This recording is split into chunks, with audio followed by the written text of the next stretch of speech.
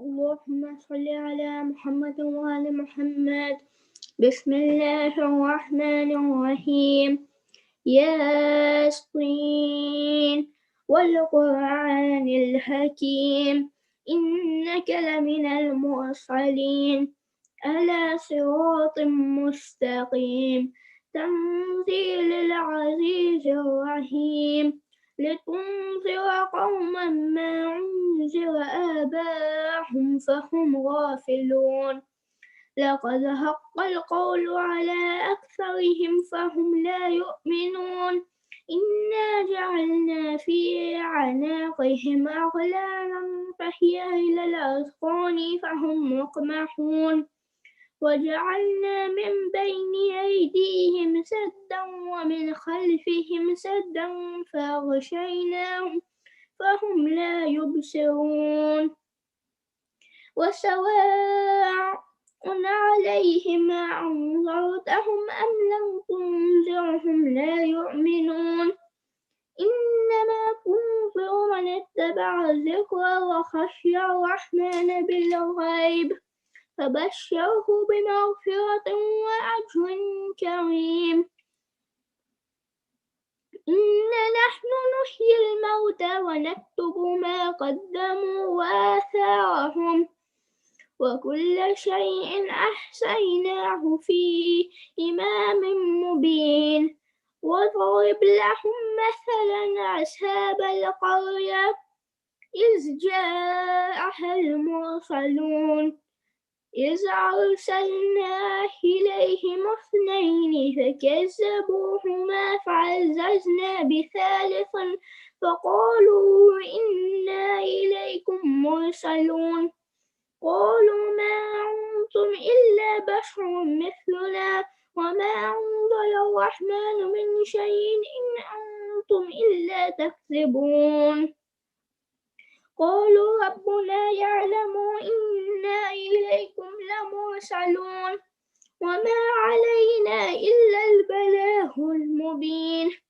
قالوا إنا تطيرنا بكم لئن لم تنتهوا لنرجمنكم وليمسنكم منا عذاب عليم قالوا طائركم معكم أئن ذكرتم بل أنتم قوم مسرفون وجاء من أقصى المدينة رجل يسعى قال يا قوم اتبعوا المرسلين اتبعوا من لا يسألكم أجرا وهم مهتدون وما لي لا أعبد الذي فطرني وإليه ترجعون أتخذ من دونه آلهة إن يردني الرحمن بضر لا تغني عني شفاعتهم شيئا ولا ينقذون إني إذا لفي ضلال مبين إني آمنت بربكم فاسمعون قيل ادخل الجنة قال يا ليت قومي يعلمون بما غفر لي ربي وجعلني من المكرمين وما أنزلنا على قومه من بعده من جند من السماء وما كنا منزلين إن كانت إلا صيحة واحدة فإذا هم خامدون يا حسرة على العباد ما يأتيهم من رسول إلا كانوا به يستهزئون ألم يروا كم أهلكنا قبلهم من القرون أنهم إليهم لا يرجعون وإن كل لما جميع لدينا محضرون وآية لهم الأرض الميتة أحييناها وأخرجنا منها حبا فمنه يأكلون وجعلنا فيها جنات من نخيل وعناب وفجرنا فيها من العيون ليأكلوا من ثمره وما عملته أيديهم أفلا يشكرون سبحان الذي خلق الأزواج كلها مما تنبت الأرض ومن أنفسهم ومما لا يعلمون وآية لهم الليل نسلخ منه النهار فإذا هم مظلمون والشمس تجري لمستقر لها ذلك تقدير العزيز العليم والقمر قدرناه منازل حتى عاد كالعرجون القديم لا الشمس ينبغي لها أن تدرك القمر والليل سابق النهار وكل في فلك يسبحون وآية لهم أنا حملنا ذريتهم في الفلك المشحون وخلقنا لهم من مثله ما يركبون وإن نشأ نغرقهم فلا صريخ لهم ولا هم ينقذون إلا رحمة منا ومتاعا إلى حين وإذا قيل لهم اتقوا ما بين أيديكم وما خلفكم لعلكم ترحمون وما تأتيهم من آية من آيات ربهم إلا كانوا عنها معرضين وإذا قيل لهم أنفقوا مما رزقكم الله قال الذين كفروا للذين آمنوا أنطعم من لو يشاء الله أطعمه إن أنتم إلا في ضلال مبين ويقولون متى هذا الوعد إن كنتم صادقين ما ينظرون إلا صيحة واحدة تأخذهم وهم يخصمون فلا يستطيعون توصية ولا إلى أهلهم يرجعون ونفخ في الصور فإذا هم من الأجداث إلى ربهم ينصلون قالوا يا ويلنا من بعثنا من مرقدنا هذا ما وعد الرحمن وصدق المرسلون إن كانت إلا صيحة واحدة فإذا هم جميع لدينا محضرون فاليوم لا تظلم نفس شيئا ولا تجزون إلا ما كنتم تعملون إن أصحاب الجنة اليوم في شغل فاكهون هم وأزواجهم في ظلال على الأرائك متكئون لهم فيها فاكهة ولهم ما يدعون سلام قولا من رب رحيم وامتاز اليوم أيها المجرمون ألم أعهد إليكم يا بني آدم ألا تعبدوا الشيطان إنه لكم عدو مبين وأن اعبدوني هذا صراط مستقيم ولقد أضل منكم جبلا كثيرا أفلم تكونوا تعقلون هذه جهنم التي كنتم توعدون اصلوها اليوم بما كنتم تكفرون اليوم نختم على أفواههم وتكلمنا أيديهم وتشهد أرجلهم بما كانوا يكسبون ولو نشاء لطمسنا على أعينهم فاستبقوا الصراط فأنى يبصرون ولو نشاء لمسخناهم على مكانتهم فما استطاعوا مضيا ولا يرجعون ومن نعمره ننكسه في الخلق أفلا يعقلون وما علمناه الشعر وما ينبغي له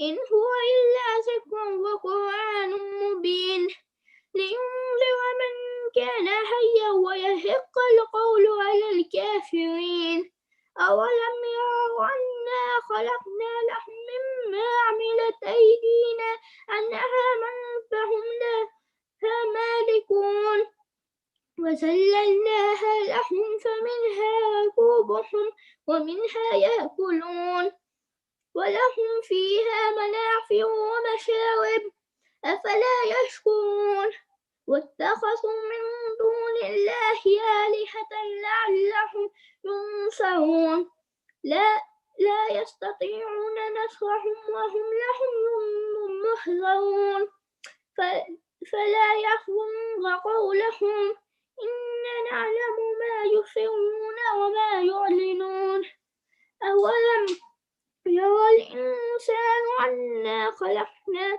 من نطفة فإذا هو خصيم مبين وضرب لنا مثلا ونسي خلقه قال من يحيي العظام وهي رميم قل يحييها الذي أنشأها أول مرة وهو بكل خلق عليم الذي جعل لكم من الشجر الأخضر نارا فإذا أنتم منه توقدون أوليس الذي خلق السماوات والأرض بقادر على أن يخلق مثلهم بلى وهو الخلاق العليم إنما أمره إذا أراد شيئا أن يقول له كن فيكون فسبحان الذي بيده ملكوت كل شيء وإليه ترجعون اللهم صل على محمد وآل محمد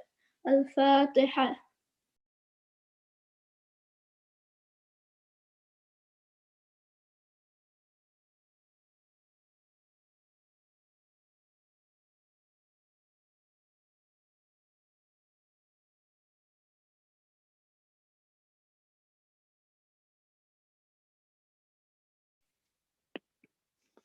صلوا على النبي اللهم صل على محمد وآل محمد آج ہے خراساں میں ایک غریب کا ماتم آج ہے خراساں میں ایک غریب کا ماتم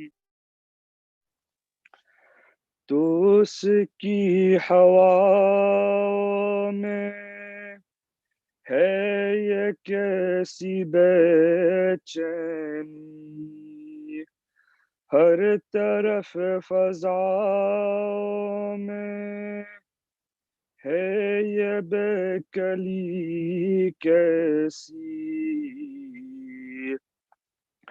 گونجتی ہے ہر گھر میں اب صدائے ماتم کی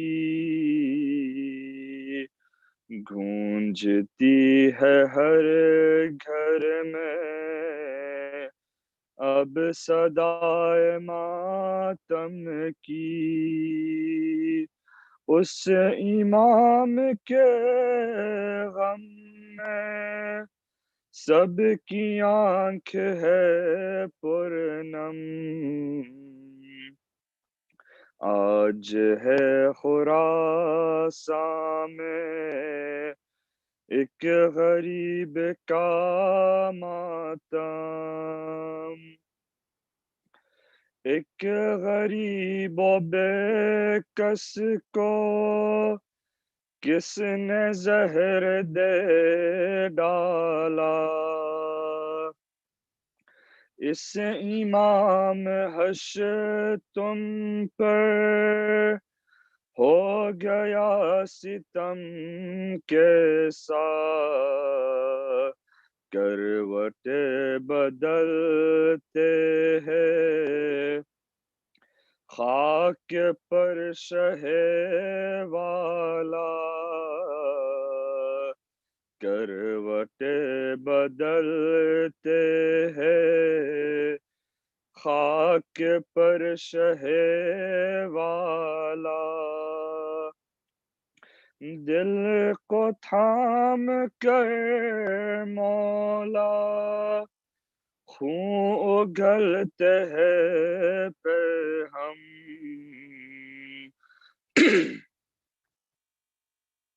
آج ہے خراساں میں ایک غریب کا ماتم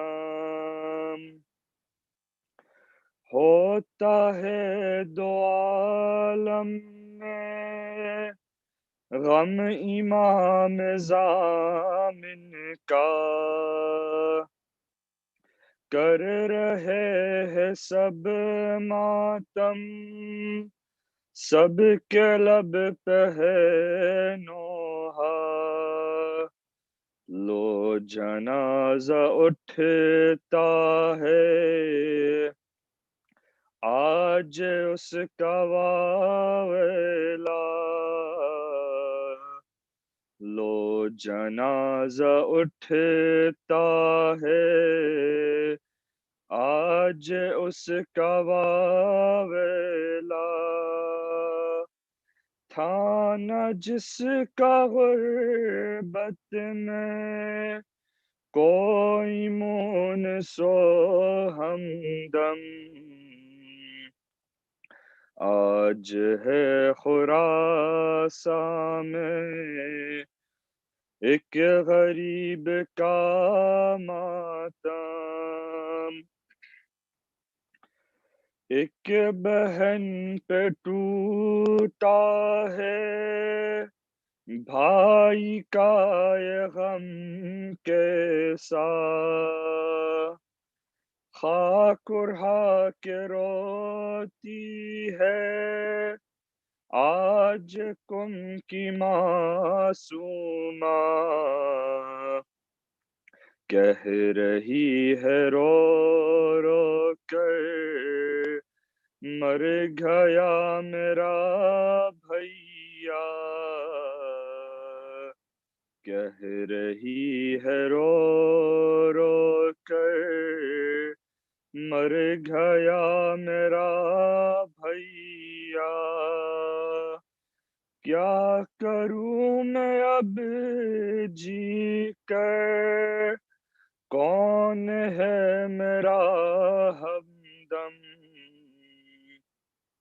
آج ہے خراساں میں ایک غریب کا ماتم آ گیا تکی پر ہے دور اب یتیمی کا کم سینی کے عالم میں ہائے درد ہے کیسا سر سے اٹھ گیا ان کے آج باپ کا سایہ سر سے اٹھ گیا ان کے آج باپ کا سایہ اس امام کو پرسا دیتے ہیں رشید اب ہم آج ہے خراساں میں ایک غریب کا ماتم آج ہے خراساں میں ایک غریب کا ماتم اور محمد وآل محمد صلوات اللہم صل علی محمد وآل محمد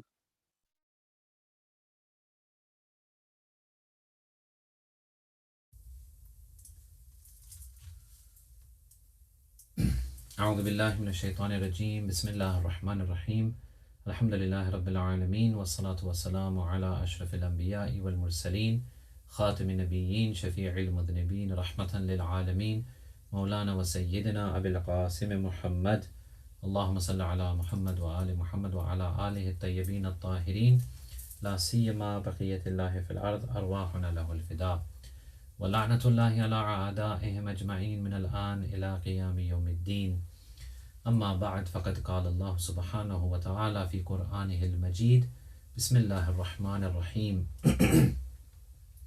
ولقد أخذ الله ميثاق بني إسرائيل وبعثنا منهم 12 نقيبا وقال الله إني معكم لئن أقمتم الصلاة وآتيتم الزكاة وآمنتم برسلي وعزرتموهم وأقرضتم الله قرضا حسنا لأكفرن عنكم سيئاتكم وَلَأُدْخِلَنَّكُمْ جَنَّاتٍ تَجْرِي مِنْ تَحْتِهَا الْأَنْهَارُ فَمَنْ كَفَرَ بَعْدَ ذَلِكَ مِنْكُمْ فَقَدْ ضَلَّ سَوَاءَ السَّبِيلِ صلوا على محمد وآل Muhammad. Respected elders, brothers and sisters, Assalamu alaikum wa rahmatullahi wa barakatuh.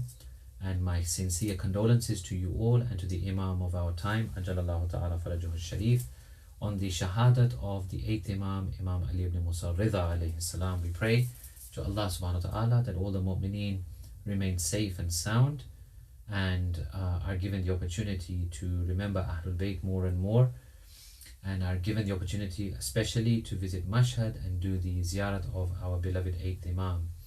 In today's lecture commemorating his Shahadat, we are going to look into a couple of things. Number one, the issue around the relationship between Imam alayhi salam and the ruler of the time, Ma'mun al-Rashid.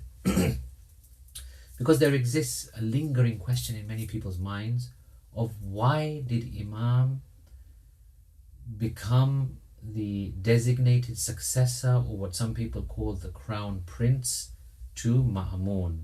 This is one question. And number two, we're going to look into a little bit around the knowledge of the Imam and how these two things come together, the position of designated successor and the knowledge of Imam. Now, to answer the first question, this is something that many young people especially, they bring up time and again, that we see in all of the Imams' lives, that they were very much away from the rulers. The rulers would go after the Imams, the rulers would antagonize, the rulers would harass. Why is it then that we see in the 8th Imam's life a completely different picture? Why do we see him alongside the ruler, designated as successor to the ruler, designated as the one who will take over the leadership after the ruler? This doesn't make sense. This is a very, very good question, and it's a very important one that we need to answer. So the first thing is, the bottom line around this accepting the position of being the designated successor of Ma'mun, this has an interesting history behind it. Ma'mun was different to the Abbasid caliphs. Ma'mun would have seen, number one, he was very intelligent, very clever. Unfortunately, he used his intelligence and cleverness for evil things, whereas he could have used them for good things. But he was very intelligent and very clever. He looked into history. He must have looked at the Umayyad rulers. He must have looked at the Abbasid rulers before him. And what did he see? Well, what we see in all of these rulers is that whatever time period they are in, they always took a stance of enmity and harassment towards Ahlul Bayt. So they would mistreat, they would arrest, they would imprison, they would kill, they would persecute the Imams of Ahlul Bayt. And by and large, the Imams of Ahlul Bayt wanted nothing to do with these rulers. They would speak out when the time required it. Otherwise, they would use the time to educate people, make people more conscious of Allah, teach them about the religion, answer questions upon the Quran, for example. Ma'mun said, looking at this history, this has never been successful, because with harassment, with imprisonment, with torture, with injustice towards the Imams, these rulers didn't last long anyway. One after the other, they came, they went, they came, they went. The popularity of Ahlul Bayt, in fact, grew more. Even though they were persecuted, even though they were imprisoned, even though they were killed, their popularity grew even more. People have more love and respect for them. So he said, look, I'm going to do things differently. I'm not going to use the tactic of intimidation, aggression, imprisonment, and these kinds of things. I'm going to do things differently. So at the beginning of his time in power, Ma'mun has a discussion with his wazir, with his advisor.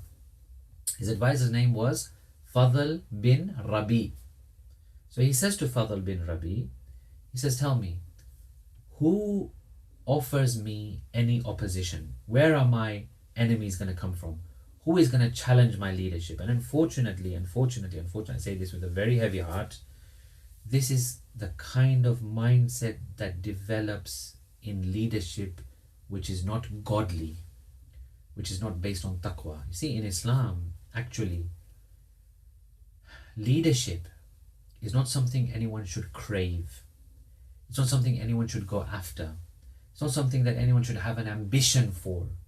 Unless really there is a need for it, then they can justify that in the eyes of Allah. But otherwise, leadership is fraught with a lot of issues and a lot of ethical issues. So to be power hungry for the sake of power is a really disgusting thing. Okay? But unfortunately, in some people, this becomes their mindset. They get leadership and then they say, right, I will do whatever it takes to hold on to this leadership. I don't want anyone to take over. This is very wrong. So Ma'amun, being the person he was, he calls his wazir, he says to him, where is my opposition coming from? The wazir says that, look, in my opinion, there are 3 people who can give you opposition. He says, who are they? He says, number 1, your brother, Amin. Ma'amun dismisses this. He says, Amin is stupid. Okay, I will deal with him and I'll have him killed anyway. So he's not going to be of any opposition to us. Who's the next one? The wazir says, the wazir of your brother is another one that can give you trouble. Ma'amun says, don't worry, I know all about him. I will handle him. Tell me about the 3rd one. So Fadl says, the 3rd one is a man in Medina. His name is Ali ibn Musa. Ma'amun says, a man in Medina? So far away? Tell me why. So the minister, his wazir, Fadl, he says to him, you know full well that this government is not yours. This power is not yours. This position is not yours. It is his, Ali ibn Musa's. It is his right. It is his haqq. Your grandfathers, the Abbasids, took it from them. The Abbasids, what they did was they actually used the name of Ahlul Bayt. Because Abbasids themselves are related to the Holy Prophet, albeit from a further connection, they used the name of Ahlul Bayt to say to people, we are restoring this back to the family of Rasulullah. And then when they got it themselves, they decided to keep it and not pass it to the real Ahlul Bayt. So his advisor tells him that your grandfathers took this from Ahlul Bayt alayhimus salam. This is not yours, it's his. So Ma'amun said, okay, so tell me about him. What kind of person is he? Fadl replies, he's the type of person, whoever sees him becomes his. He's that kind of person. He's a attractive, magnetic kind of person that can pull people towards him. He is very handsome. He's very inspiring. Ma'amun says, what about his knowledge? Fadl says, he has never said to a question that he doesn't know the answer. He answers all the questions. Ma'amun says, then what about his lineage? What kind of family does he come from? Fadl says, he's from the family of Rasulullah. Ma'amun says, well, if this is the case, that he has all these qualities, and he's going to cause me trouble, then there's no way we can leave him to stay in Medina. Medina, why? Because Medina was seen as a very powerful place. It's a central place. It's a place where people go a lot. People visit Medina. People respect the people of Medina. The Holy Prophet was there. His grave is there. His house is there. His family is there. The companions of Rasulullah are buried there. Their family, their offspring are there. The other notable people in Islamic history are all there, or their offspring are there. So Medina was not the place where Ma'mun wanted Imam to stay, because he wanted Imam to come out of Medina, out of that hotbed of activity, and go somewhere else into a quieter place where he could keep an eye on him. So Ma'mun comes up with a plan and says, we are going to go to Medina, we'll send a force, and we will pressure him and we will threaten him that if he wants to remain alive, then we will make him our designated successor. Imam refused. Imam did not want this, but the pressure was such that Imam had no choice. So Imam tells his family that I am forcibly going with these people and I'm not going to return. So Imam full well had knowledge that he was not going to return. He knew what was going to happen. He knew that this is the plan of Allah subhanahu wa ta'ala, and Imam left with these people towards Ma'mun. Scholars have written that Imam on every possible occasion made it clear to people his position, his true position. For example, I'll give you two examples. The first one is when Imam was on his journey towards Khurasan. He reached a place called Nishapur. Today when you go to Iran, you go for ziyarat to Mashhad, usually the ziyarat groups, they do a day trip to Nishapur. Nishapur is small town, and it's where they have preserved the footprints of Imam Rida alayhi salam. And there's also a well that gushes from Nishapur, and it is said in history that Imam used his staff and his feet. When they were pressed upon a rock, the water gushed forth, and that water, that spring, is still flowing until today. So these two things draw a lot of people towards Nishapur. So in Nishapur, what happened was thousands of people had turned out because they had heard that one of the family of the Prophet was visiting. So when this word spread, thousands of people came. And interestingly, those thousands of people, very few would have been Shias, because that whole area was Sunni dominated. But for love of Rasulullah and for love of the hadith of Rasulullah, they thronged over there. They told Imam that we want to hear something regarding your grandfather. Tell us a hadith from the Prophet, from your grandfather, that we can write down and we can record. And this is where Imam declared that famous hadith known as the hadith of golden chain of narration, hadith silsilatu zahab, that has the golden chain of narration. Because why is it golden? Because each and every narrator of the hadith is ma'soom. From Allah subhanahu wa ta'ala, to Jibreel, to Rasulullah, to Amirul Mu'mineen, to all of the Imams up to Imam Ali ibn Musa Raza, and then he declared the hadith. So that's why this is known as the hadith with the golden chain of narration. What was the hadith? Kalimatu la ilaha illallah hisni. The term, the phrase, the sentence, La ilaha illallah, there is no God but Allah, is my fortress. Allah is saying that this phrase qualifies you to enter into my special fortress. It's a safe place. فَمَنْ دَخَلَ حِسْنِي, whoever enters this place, amina min adabi, is safe from my punishment. Imam declares this. People write it down, people record it. Imam goes onto his mount and begins to ride. After a short distance, Imam stops and turns back and looks at everybody and says, however, with this hadith, there are conditions. وَأَنَا مِن شُرُوتِهَا, and one of those conditions is me. In other words, if you want to understand Tawheed, you want to understand La ilaha illallah, you want to qualify for the safety in Allah's fortress from His anger and His punishment, then you need to accept me. This is number one. Number two is, I am the Hujjat of Allah. Where does my power come from? Where does my designation come from? Where do I get this title of Imam from and leader from? From Ma'mun? No.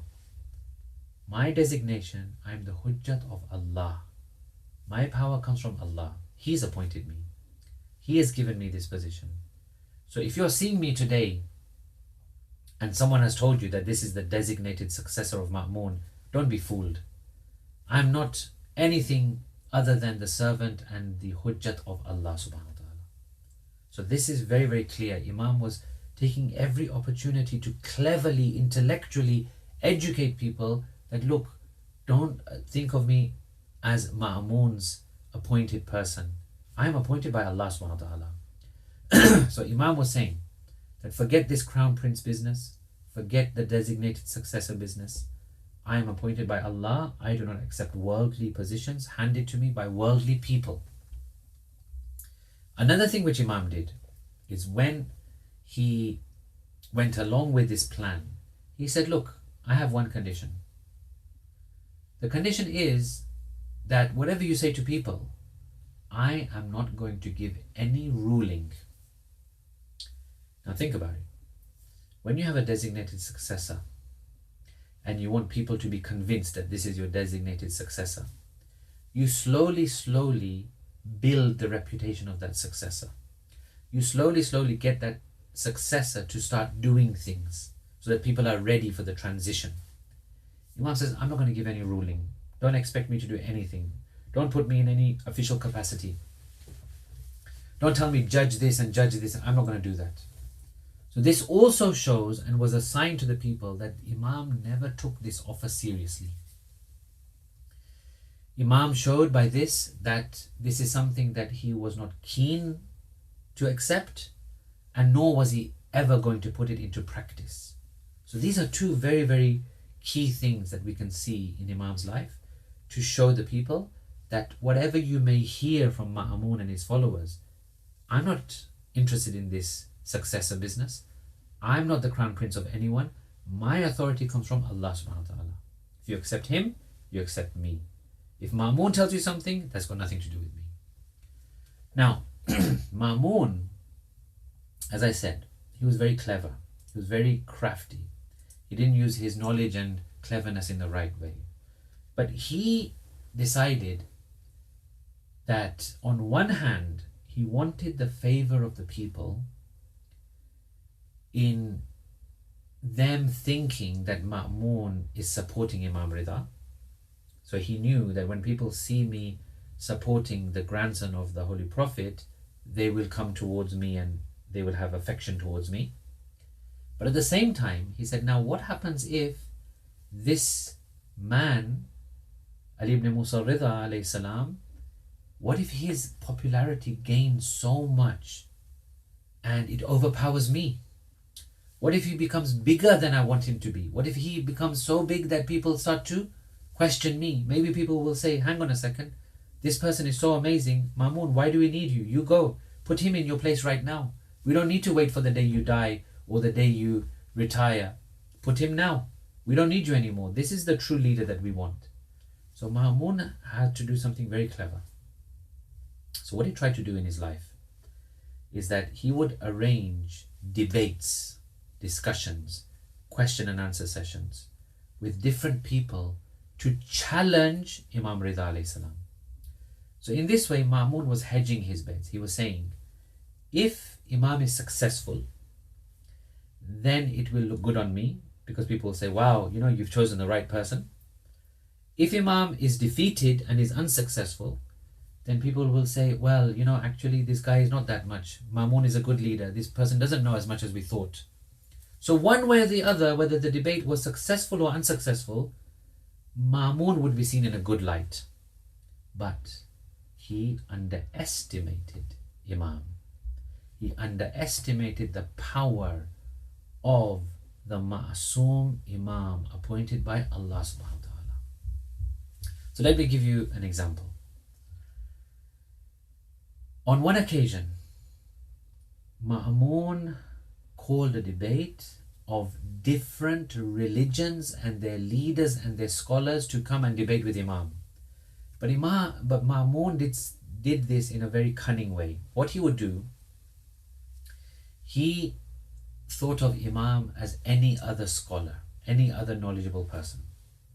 So he would arrange these debates in secret, without any word going to the Imam. So all of the debate, the arrangements, the invitations, the preparations would be done. Imam would not know anything about it. Ma'amun would not say anything, and he would tell everyone else to swear by secrecy and not tell Imam.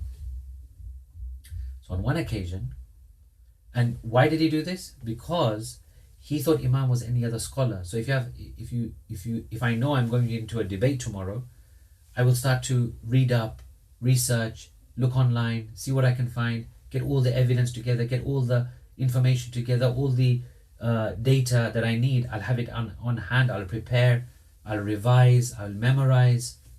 So he thought Imam was like this. He thought if he finds out that there's a debate, he will then revise everything and memorize everything. So he said, no, we don't want to tell him. Keep him in the dark. We'll do everything by secret. When we're ready to call him, we'll call him. So on one occasion, Ma'mun called different religious leaders and advisors and scholars to come and debate.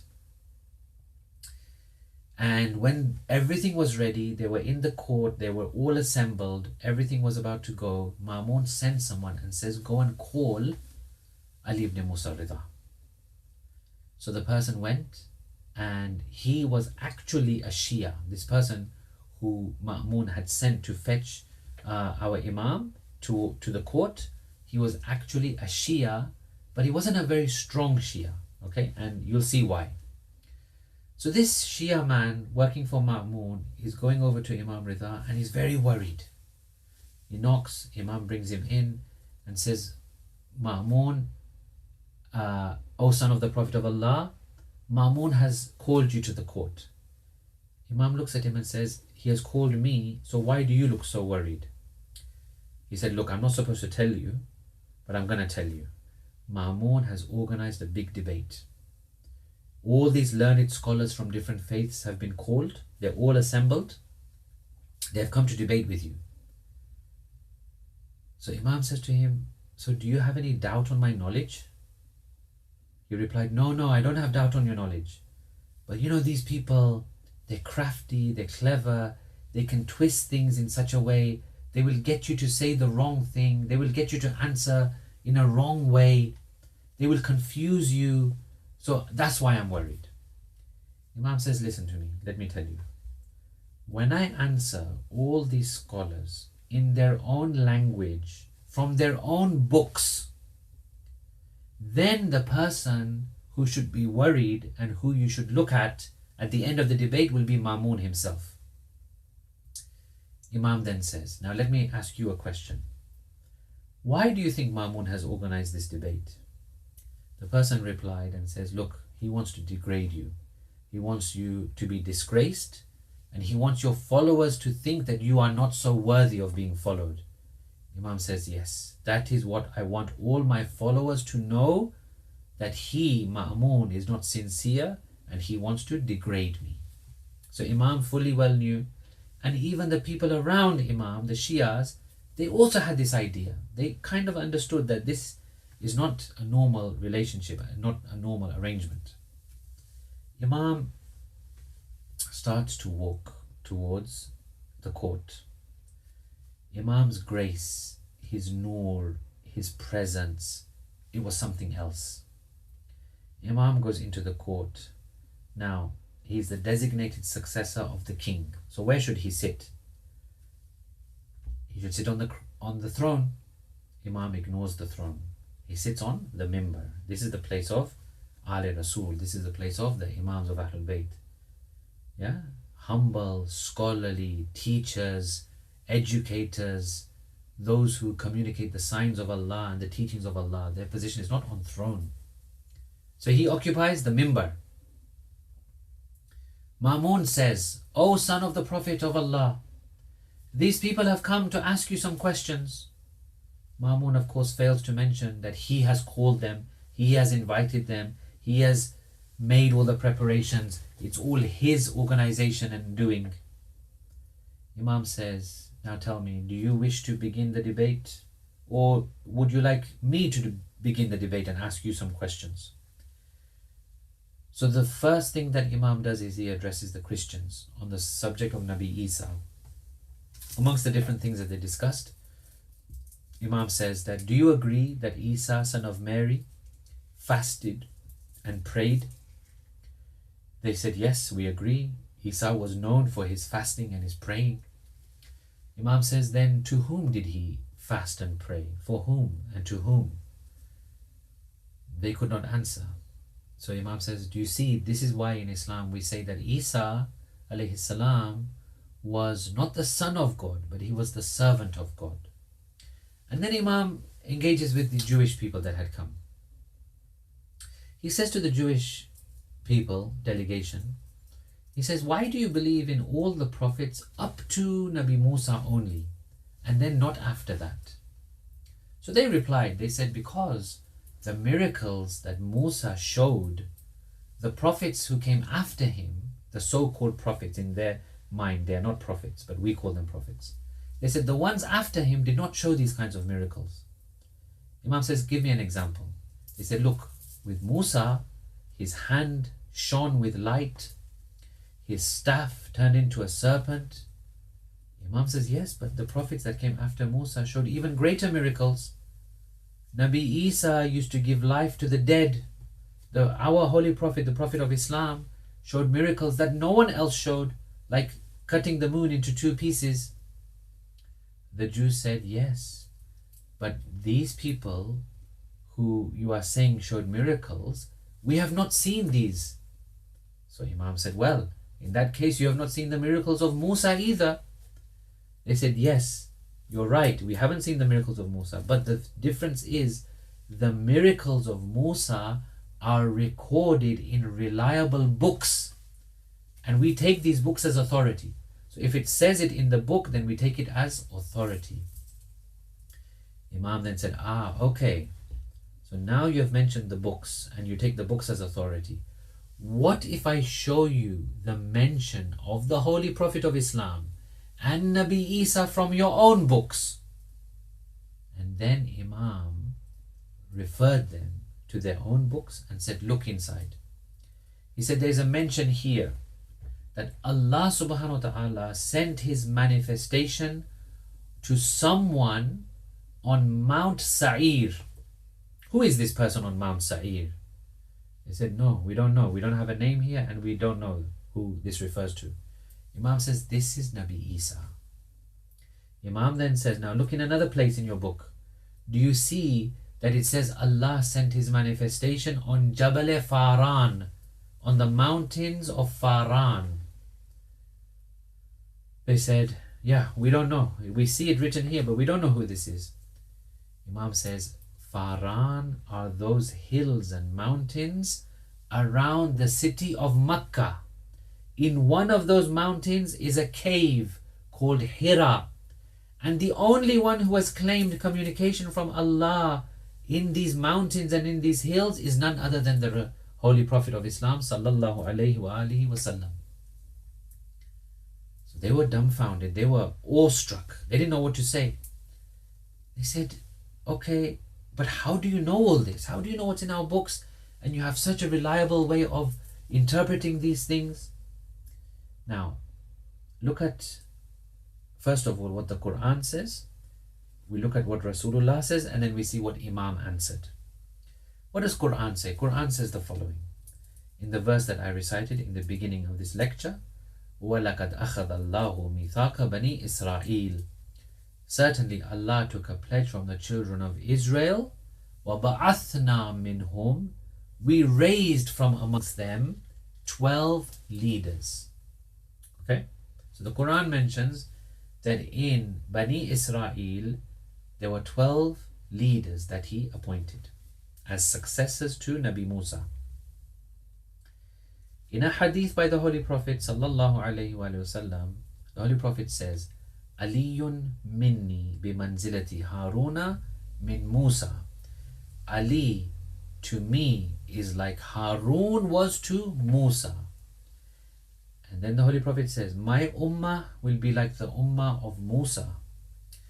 Just like Musa had 12 successors, I will also have 12 successors. Imam says, look in your Torah, look in your Torah, look in your holy book. It says there the last messenger will have 12 successors. Imam then said, now open the book. The person opened the book. When he opened the book, Imam started to read what was written on the page. The person was shocked. He closed the book. He said, hang on a second. You said open the book, I opened the book. It was a random page. You started to read the page that I opened randomly. How can you know? You are all the way over there. I am all the way over here. how can you know what is written on this page? You cannot see it from there. Imam says, you are asking me how I know what is written on the page? If I cannot tell you what is written on the page you have opened without looking, then how can I be the hujjat of Allah? And then Imam says, and you know, regarding those 12 successors that you just read, I am the 8th one of those 12. The Jewish person said, O people, if there is any hujjat of Allah on this earth, then I bear witness that it is this Ali ibn Musa Rida. The whole assembly was in shock and awe and admiration of Imam. His knowledge, his piety, his spirituality, his knowledge of the unseen, his ability to interpret their books in their languages.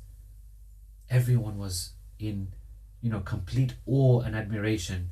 Ma'mun now is stressed because this is completely backfiring upon him. The image and Imam's popularity is growing. Ma'mun then announced, oh, I'm not happy with the way you are treating my crown prince. And he got up and he left. In other words, the assembly is closed.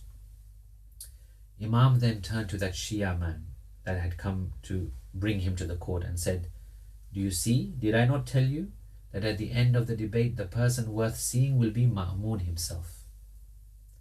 This was Imam Ali ibn Musa Rida. This was his ability, his knowledge, his taqwa, his spirituality.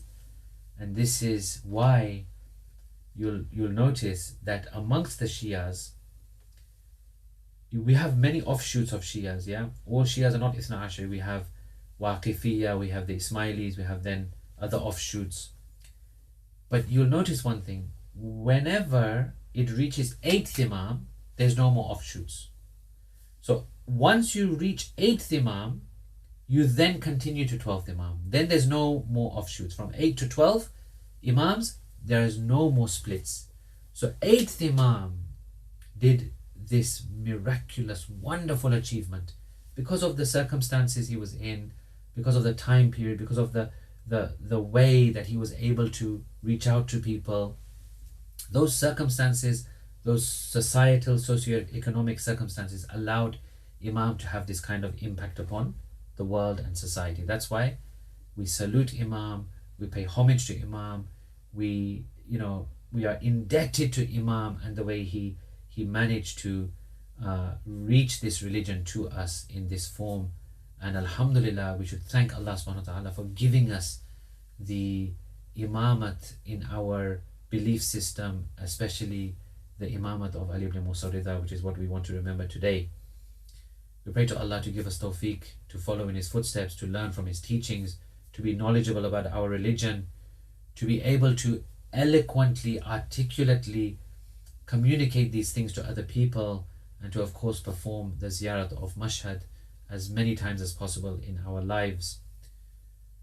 Mourners of Imam al-Rida alayhi salam, mourners of Abu Abdullah. Imam is the one who famously said to his companion, Yabn al-Shabib, in kunta bakiyan fabki lil Husayn ibn Ali. O son of Shabib, if ever you are to cry on anything, then let it be for Husayn ibn Ali. فَإِنَّهُ زُبِحَ كَمَا يُزْبَحُ الْكَبْشِ. For he was slaughtered in a way that a sheep is slaughtered. وَقُتِلَ مَعَهُ مِنْ أَهْلِ بَيْتِهِ. And from amongst his family, ثَمَانِيَةَ 18 distinguished members of his family were killed alongside him. مَا لَهُمْ فِي الْأَرْضِ شَبِيهُونَ. Their likes have not been seen again on this earth. Yabna Shabib, O son of Shabib, in sarraka an takuna ma'ana. If you would like to be with us, fi darajat al-ula min al-jinan, in the higher levels of heaven, fahzan li huznina, then be sad on the occasions of our sadness. Wafrah li farahina, and be happy on the occasions when we are happy. Mu'mineen, mu'minat. Ma'mun could not tolerate the presence of Imam any longer. Eventually he decides that I need to get rid of this man. He is causing too much shame and embarrassment to me. People were beginning to look at Imam and realizing that this is where really power and leadership should reside. This is Ali Muhammad. This is whom we should have in our leadership. He invites Imam to come to his house. As Imam was leaving, he says to his companion Aba Salt, he says, I am going towards the house of Ma'mun. This could be my final journey. You may see me return with a covering on my head and my face. Ma'mun poisons Imam with grapes. Imam eats and then stands up. Ma'mun says, where are you going? Imam says, I am going to the place where you want to send me. Imam returns home with a covering on his face and his head. He says to Abbas Salt, he says, I'm not feeling well, I'm going to my room. Oh Abbas Salt, you are not to enter my room until you stop hearing my voice, then you can enter. Some people have narrated that Imam says to Abbas Salt, do me one favor, remove the carpets from my room, leave the hard floor for me. Abbas Salt then inquired why, and Imam replied that I want to feel what my grandfather Hussein felt on the sands of Karbala. I do not want my last moments to pass whilst I am on a carpet. Let me feel the ground. After a time, Abbas Salt does not hear the voice of Imam any longer, and he says, I now should enter to see what is the state of my Imam. When Abbas Salt enters, he sees a small child is at the side of the Imam, maybe 9 or 10 years old. This was who? This was Imam Jawad alayhi salam, obviously. Abbas Salt says, how were you able to enter here? I did not see you go past me. Imam Jawad says, I am the one that he told you about, that I am going to be his successor. Abbas Salt then realizes that this is the next Imam. We say to Imam Ali ibn Musa Rida, oh Imam, you are indeed fortunate that in your final moments your son was with you. You have this at least. Your son was at your side. Your son was able to attend to your funeral. But we have another Imam, Imam Ali ibn al-Hussein Zain al-Abidin. On the day of Ashura, he could not be at the side of his father. He had to instead see and hear the cracking of the bones of Abu Abdullah on the day of Ashura. He had to see the head severed from the body of Abu Abdullah and raised upon the spears on the day of Ashura. Allah la'natullahi al-qawmi al-zalimin wa sayalamu alladhina zalamu ayya munqalibin yanqalibun mata bi Hussein.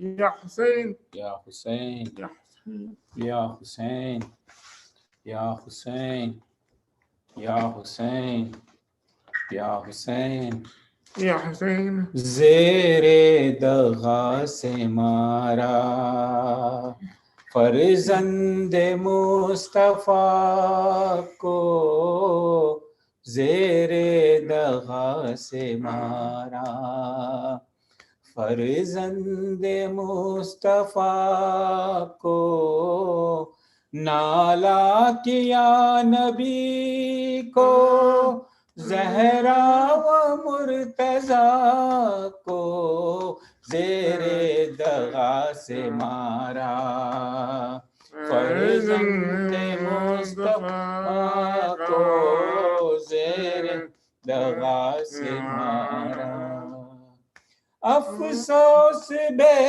کسی میں پردیس میں سفر میں افسوس بے کسی میں پردیس میں سفر میں مہماں بلا کے مارا، مہماں بلا کے مارا، مامون نے رضا کو زہر دغا سے مارا، فرزند مصطفیٰ کو زہر دغا سے مارا، ہے منتظر وطن میں اہل عیال مولا، ہے منتظر وطن میں اہل عیال مولا، ایک بار منہ دکھا لو، ایک بار منہ دکھا لو، سن لو میری صدا کو زہر دغا سے مارا، فرزند مصطفیٰ کو زہر دغا سے مارا، ملنے چلی ہے تم سے مولا بہن تمہاری، ملنے چلی ہے تم سے مولا بہن تمہاری، ملنے کے بعد کہنا، ملنے بعد کہنا، لبیک تم قضا کو زہر دغا سے مارا، فرزند مصطفیٰ کو زہر دغا سے مارا، فرزند مصطفیٰ کو واویلا ہے واویلا، شاہ خراساں مارا گیا، واویلا ہے واویلا، شاہ خراساں مارا گیا، واویلا ہے واویلا، شاہ خراساں مارا گیا، سب مل کے رو اہل رضا، شاہ خراساں مارا گیا، واویلا ہے واویلا، شاہ خراساں مارا، پردیس میں ہائے مارا گیا، غربت میں ہائے مارا گیا، مہمان بلا کر مارا گیا، ہے زہر پلا کر مارا گیا، غربت کا عالم واویلا، بے کس کا عالم واویلا، زہرا علی کرتے ہے بکا، واویلا ہے واویلا، شاہ خراساں مارا گیا، واویلا ہے واویلا،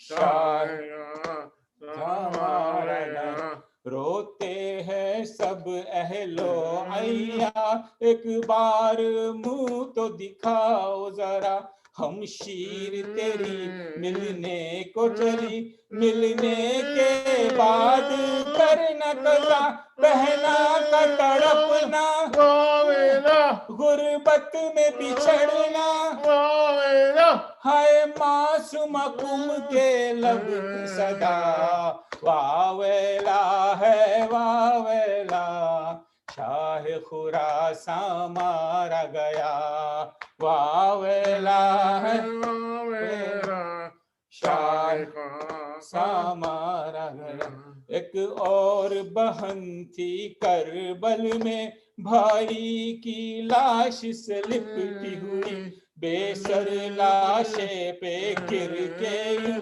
کرتی تھی رو رو آہ فوا، بے سر کا لاشا واویلا، پامال ہے لاشا واویلا، زہرا کا جگر ہے خون میں ڈوبا، واویلا ہے واویلا، شاہ خراساں مارا گیا، واویلا ہے واویلا، شاہ خراساں مارا گیا، करबल में ज़ैनब जब पहुंची ऊंटों से बीबियां गिर के सब घुटनों के बल सब चलने लगी करती थी रो रो आहो फुहा मजलूम है भैया मकतूल है भैया ये बिन्त अली का था नहा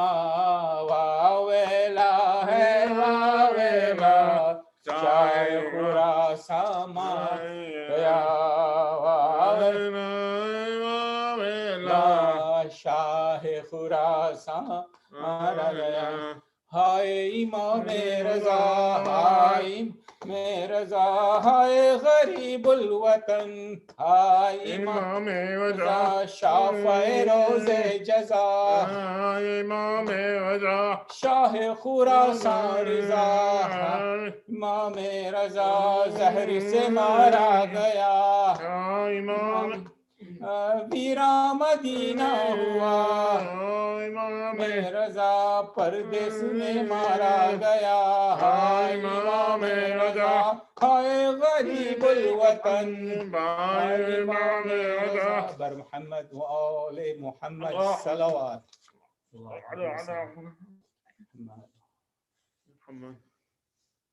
अस्सलामु अलैका या रसूल अल्लाह अस्सलामु अलैका या अमीरल मुअमिनीन वब्न सय्यिदिल वसीयीन अस्सलामु अलैकी या फातिमतज़ ज़हरा सय्यिदती निसाइल आलमीन अस्सलामु अलैका या हसनल मुज्तबा अस्सलामु अलैका या हुसैन शहीद बि अर्ज़ करबला अस्सलामु अलल हुसैन व अला अली इब्नुल हुसैन व अला औलादिल हुसैन व अला अस्हाबिल हुसैन खुसूसन सय्यदी व मौलाय अबुल फज़ल अल अब्बास وأختك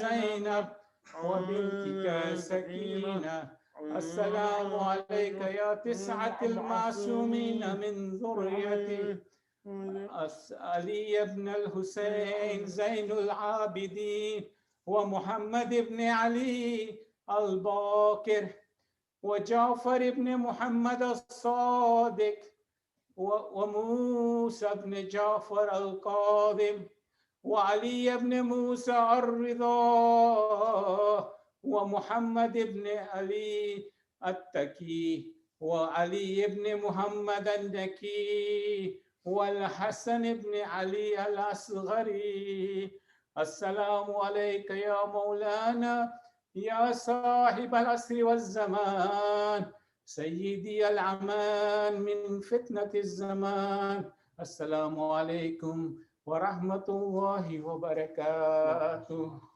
الفاتحة.